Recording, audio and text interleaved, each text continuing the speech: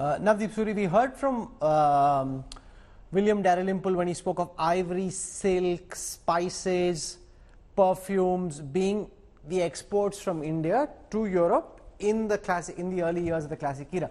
What do you see now as largely being stuff which Europe can send to India, India can send to Europe from this route? Because why I ask this is you don't want a situation where you build this infrastructure and then it doesn't get optimally utilized and it becomes a white elephant of sorts.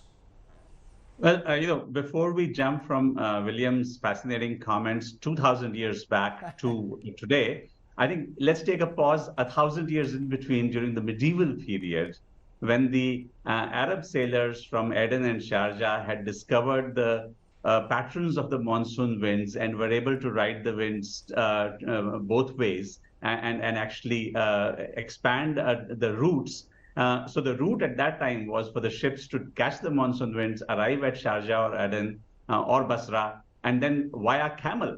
That was the route across the desert to take the materials to either an Egyptian port just south of Safaga or to the Mediterranean directly. But the shortest route to the Nile was from Safaga, and then it would be put on boats and taken to the Mediterranean and onward to Europe. So the route that William talked about wasn't just then. Today, if you look at it, our largest trading partner as a bloc is the GCC. It's $240 billion of trade. And the shipping routes, the capacities, the linkages are very, very well established between particularly our West Coast ports from Kandla, Mundra, Nhava Sheva, Kochi, all the way down to the Gulf ports. India's third largest trading partner as a bloc, second largest actually, is the European Union. And so right now, all of the stuff that goes through these routes, particularly to Europe, goes through the Suez Canal. I think what COVID taught us, what that ship getting stuck in the Suez Canal taught us, is the importance of redundancy. It's the importance of building resilience in your supply chains, not being dependent completely on just one track. So even while the financials of this are going to be worked out, I think it's important that we look at it, firstly, as an alternate with some redundancy built in, which creates an alternate corridor to the Suez Canal. But secondly, very important that we also look at it in the context of other conversations about trusted data pipelines, right? If we are talking about not just goods exports, but service exports to take place, then you don't want pipelines that can be hacked or compromised by other players. You also bring in the Prime Minister's comment about one sun, one planet, one grid. The fact that you can have electricity grids connected, and there's already conversations going on between India and UAE, India and Saudi Arabia on grid interconnectivity using solar from both sides. I think these are very ambitious plans, and it's important not to just focus ourselves on physical movement of goods, but movement of products that you don't think of seeing, which are not visible. That's an important point you make. The more I think about this, the deeper the logic seems to be behind this announcement, Michael Kugelman. Do you see the assets, whether they are in the form of data pipelines, hydrogen pipelines, oil pipelines, railways, being fully juiced out and optimally utilized? Are you concerned, like with the BRI, some of it could end up as a white elephant, could take for years, decades maybe, for it to fully come to life in the way that it's being spoken of?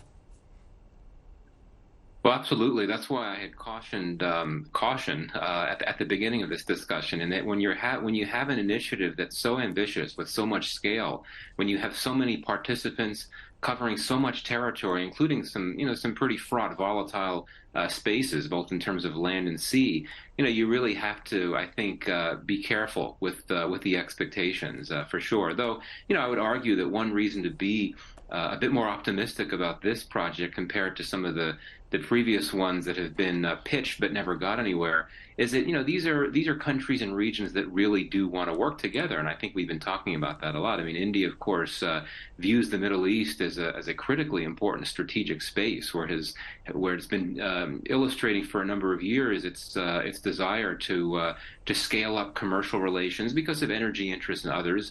The U.S. continues to be very keen to engage with its allies and partners in the Middle East. And certainly, Europe wants to be a big part of this too. I mean, the main objective certainly is commercial interests and, money making and so on. But I think the broader diplomatic and geopolitical incentives are very strong as well.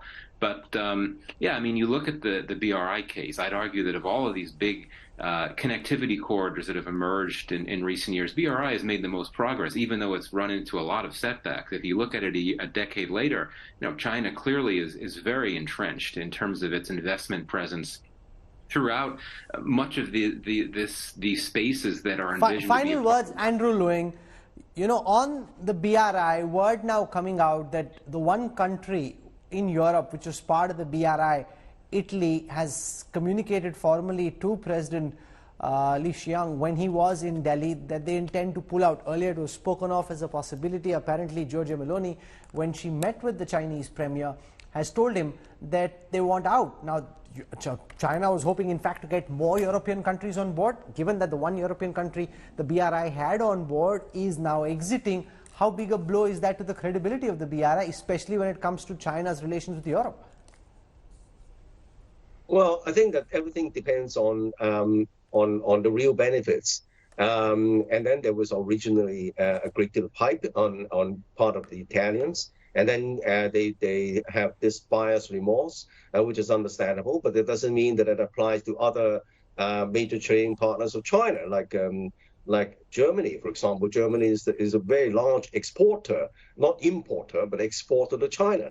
So obviously, the BRI offers a much more efficient kind of link, and that applies to many other countries. And in fact, it's not a unified picture because the BRI covers so many countries and so many different routes as a six economic corridors.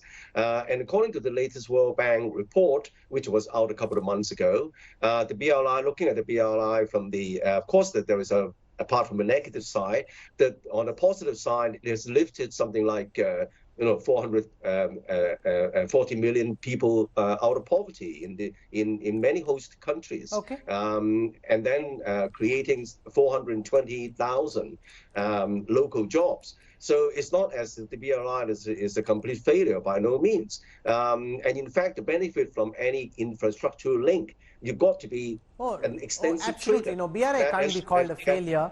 If it wasn't a strong idea, there wouldn't be this pushback. The fact that countries like India, the Saudi Arabia, UAE, America, Europe are coming together is by itself a pushback, and to build an alternate model. So there's a deep idea here. Lots of things have been touched upon in this particular broadcast. Let's actually see how it pans out, because as Michael Kugelman warned, you can have a great idea, but to translate an idea as enormous in size and scope into reality is a whole different matter altogether.